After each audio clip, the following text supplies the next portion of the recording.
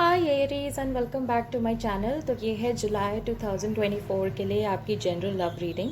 इससे पहले कि मैं स्टार्ट करूँ मैं आपको बता दूँ कि एक जनरल रीडिंग है, तो हर एरीज या क्रॉस वॉचर जो वीडियो को देखेगा उसके साथ स्टोरी रेजोनेट नहीं करेगी। जितना भी पार्ट आपके साथ रेजोनेट करता है वो आप रख लो, जो नहीं करता उसे किसी और के लिए छोड़ दो। कभी कभी जब मैं मैसेजेस में जाती हूँ तो मैं बहुत तेज़ बोलने लग जाती हूँ, तो अगर आपको ऐसा लगे कि वीडियो बहुत फास्ट हो रहा है तो आप प्लेबैक स्पीड को कम करके मेरी वीडियो को सुन सकते हो। Anyways let's get into the reading Aries. अब इसमें फर्स्ट थ्री कार्ड्स आपकी फीलिंग्स, नेक्स्ट थ्री कार्ड्स आपके पर्सन की फीलिंग्स, बीच में निकालेंगे हम एक म्यूचुअल कार्ड जो कि होगी आप दोनों की current feelings right now. Last में हम निकालेंगे तीन कार्ड्स जो कि होंगे some hidden messages from your partner.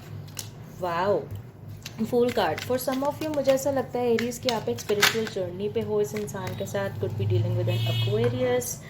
Knight of Pentacles in reverse. Third card of your feelings, the King of Cups. Okay. For your partner, Chariot reverse, Ace of Pentacles, and the Hierophant in reverse. Mutual energy आप दोनों की है the Sun reverse. Oh wow. Could be dealing with a Leo, Taurus, Cancer, Scorpio. ये कुछ जोडियाक्स है जो मुझे आपके लिए मिल रहे हैं। वैसे जोडियाक होने को कुछ भी हो सकता है, but these are some major energies that I am getting. But anyways Aries, let's get into the reading. आपकी तरफ है the fool card, knight of pentacles reverse, king of cups. आपके पर्सन की तरफ है the chariot reverse, ace of pentacles, the hierophant in reverse. और आपकी जो म्यूचुअल एनर्जी है that is the sun in reverse. मुझे ऐसा लगता है एरीज की सिचुएशन कुछ ऐसी थी कि आपने इस पर्सन की तरफ एक्शंस लिए विदाउट थिंकिंग कि क्या कॉन्सिक्वेंसेज होंगे। आपने सोचा नहीं है कि भाई आपको क्या रिलेशनशिप स्टार्ट होगी कि नहीं होगी, क्या वो रिलेशनशिप अच्छा होगा। आपने कुछ भी नहीं सोचा, आपने बस इस इंसान की तरफ एक्शंस लिए और मे भी एकदम आपने बस उसको बचा के बता दिया कि आप उनके साथ रहना चाहते हो या आप उनको पसंद करते हो।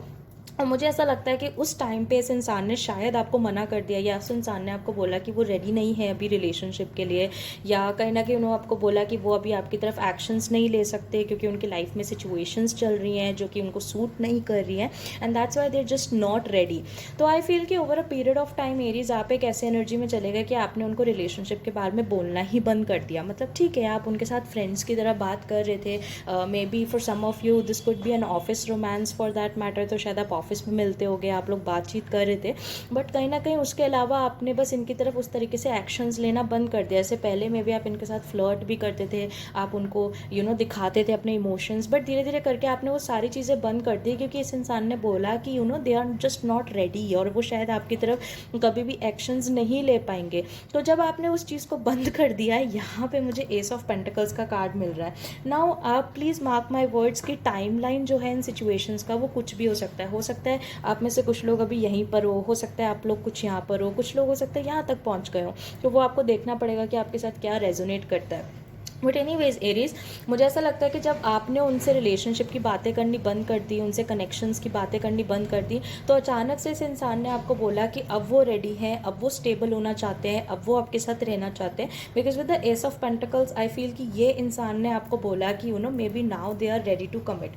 धीरे धीरे करके या फिर आप लोग को रियलाइज़ हुआ कि अब वो लोग भी आपको हिंट्स दे रहे हैं, ये इंसान भी आपसे अब ये इंसान फ्यूचर की बातें कर रहा है, ये इंसान कनेक्शन की बातें कर रहा है, जिससे कि आपको काफ़ी अच्छी फीलिंग आने लग गई है। Aries is what I am feeling.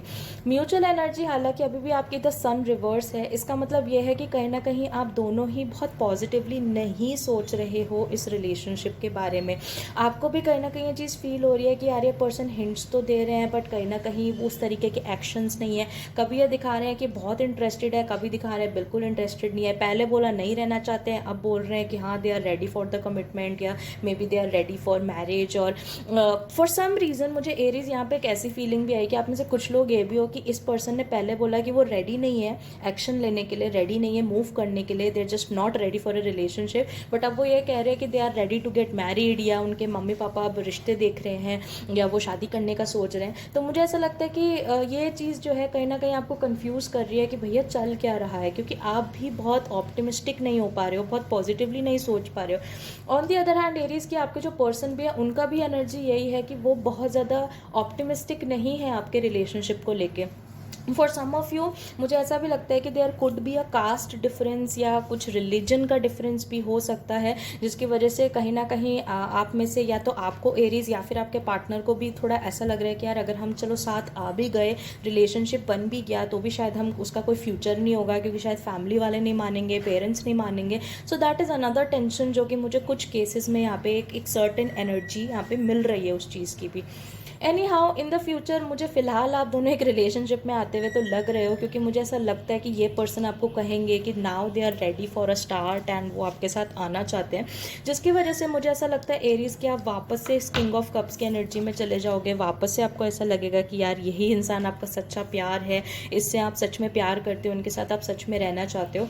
Now I am not a very religious person, but पता नहीं क्यों मुझे ऐसा फीलिंग आया कि फॉर सम ऑफ यू ऐसा हो सकता है कि आप भगवान शिव के भक्त हो, and for this particular relationship आपने शिव से पूजा करी है, आपने शिव जी को बोला कि प्लीज़ इस इंसान को मेरे साथ भेज दो, आप सच में उनको बहुत पसंद करते हो. तो for some of you this is also a blessing from lord Shiva is what I am getting. Again not for everybody, but if you are someone who has asked him for this, तो you are getting it.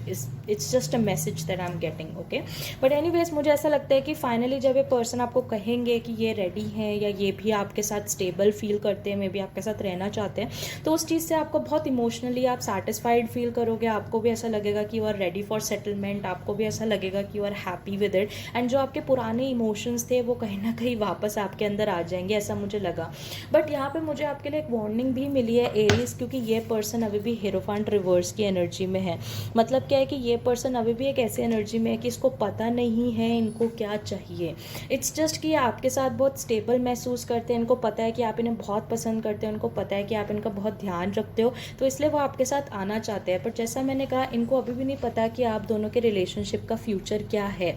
तो for some of you Aries, अगर आप एक higher commitment इस person से चाहते हो, तो हो सकता है कि वो भी रिसेंट फ्यूचर में आपको ना मिले, क्योंकि इस पर्सन को पता ही नहीं है कि क्या होने वाला है, इनको मालूम ही नहीं है इनको क्या चाहिए, इनको पता ही नहीं है कि इस रिलेशनशिप का क्या फ्यूचर है, कि जो जिस तरीके का कमिटमेंट या स्टेबिलिटी सेटलमेंट आपको चाहिए, क्या वो दे पाएंगे कि नहीं, उनको ये भी नहीं मालूम है अभी.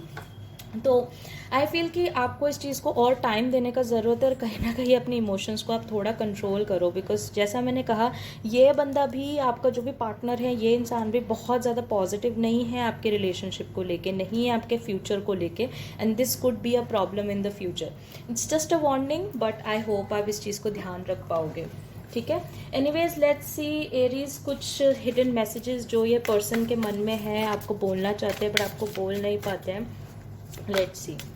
आई hate to see you move on. जैसा कि मैंने कहा Aries, for some of you आपने इनसे बात करनी बंद कर दी, आपने इनसे कनेक्शन के बारे में बोलना बंद कर दिया, आपने नॉर्मल फ्रेंड्स की तरह रहने लग गए, और इनको ऐसा लगा कि आप उनसे मूव ऑन कर रहे हो, उनको ऐसा लगा कि अब आप उनको छोड़ रहे हो. और मुझे ऐसा लगता है एरीज कि this is a person who was just not okay with it. इनको वो चीज़ अच्छी नहीं लग रही थी, ये आप इनको छोड़ के जा रहे हो. एक मुझे बड़ी अजीब सी फीलिंग आई एरीज कि अगर ये रीडिंग आपके साथ रेजोनेट कर रही है ना, तो कहीं ना कहीं ये जो पर्सन है, इसको आपका अवेलेबल होना बहुत अच्छा लगता है.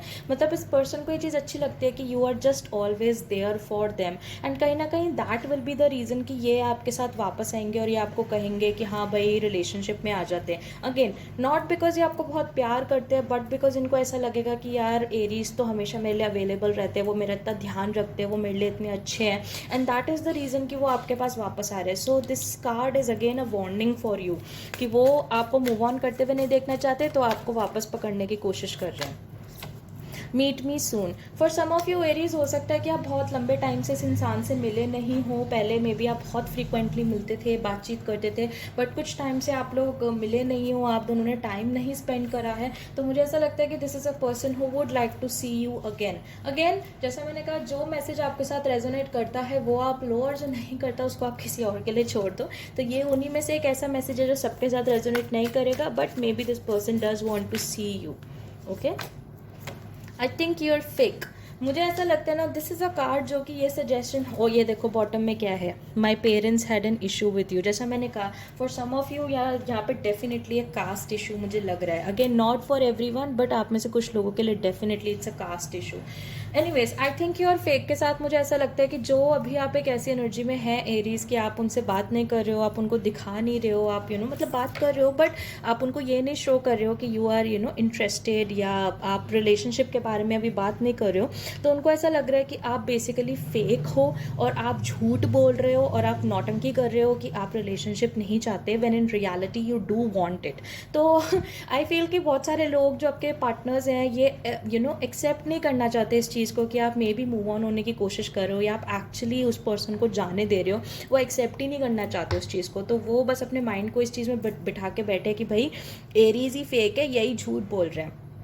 तो एनीवेज जैसा मैंने कहा एरीज, यहाँ पे मुझे थोड़ी से वार्निंग्स आपके लिए मिल रहे हैं। अगर आपके साथ रेजोनेट कर रही है स्टोरी तो प्लीज़ आप एटलीस्ट सोचना इस बारे में, ठीक है।